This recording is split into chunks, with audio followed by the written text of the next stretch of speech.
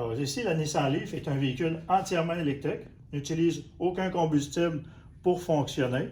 Donc, ce que c'est qu'on retrouve ici, on a le chargeur dans la partie du dessus et le moteur électrique très puissant avec lequel on obtient 214 chevaux et 250 pieds-cubes. Alors ici, à l'intérieur, tout ce que c'est qu'on va retrouver, c'est le liquide de refroidissement pour le radiateur qui sert surtout à la climatisation et naturellement à ne pas confondre avec le réservoir de lave-glace qui est ici. Ce sont les seuls liquides vraiment qu'on va retrouver à l'intérieur d'un véhicule électrique. À part ça, il y a le liquide à frein, mais il n'y a pas de liquide pour la servo-direction qui utilise un moteur qui est électrique. Ici, on retrouve une batterie de 12 volts conventionnelle qui sert à tous les accessoires dans le véhicule.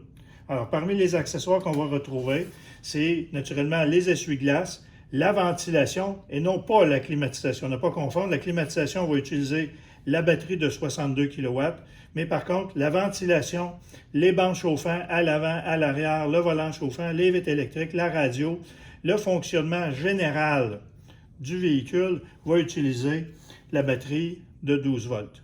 Le moteur électrique sert à faire avancer le véhicule et la climatisation, c'est-à-dire le chauffage et le refroidissement, va utiliser la batterie de 62 kW.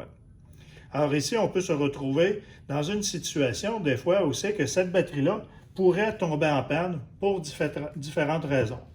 Une des raisons qui peut arriver, étant donné que c'est un moteur électrique qui ne fait aucun bruit, il peut arriver des fois qu'on va débarquer du véhicule sans mettre le véhicule à off. Alors, si je ne branche pas le véhicule pour le charger et que le véhicule passe toute la nuit sans être branché, je vais décharger la batterie de 12 volts étant donné que tous les accessoires vont avoir été activés.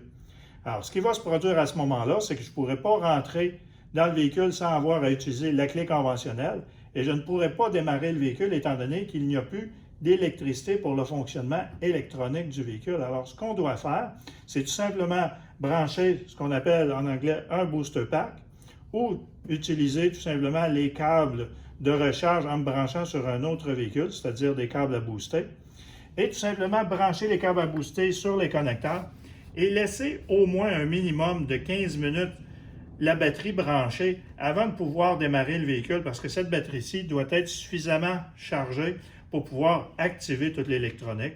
Et alors, à ce moment-là, partir immédiatement avec le véhicule, car le véhicule électrique, le moteur électrique est équipé aussi, pas tout à fait d'un alternateur conventionnel, mais c'est-à-dire d'un chargeur de batterie, c'est-à-dire qu'il va charger cette batterie-ci pendant que le véhicule va rouler. Idéalement, rouler le plus longtemps possible avant d'arrêter le véhicule ou au moins de se rendre jusqu'à la maison. À partir du moment où on va arriver à la maison et qu'on va brancher le véhicule sur un chargeur, il va charger automatiquement cette batterie-ci et en même temps aussi la batterie qui sert à faire avancer le véhicule, c'est-à-dire la batterie de 62 kW.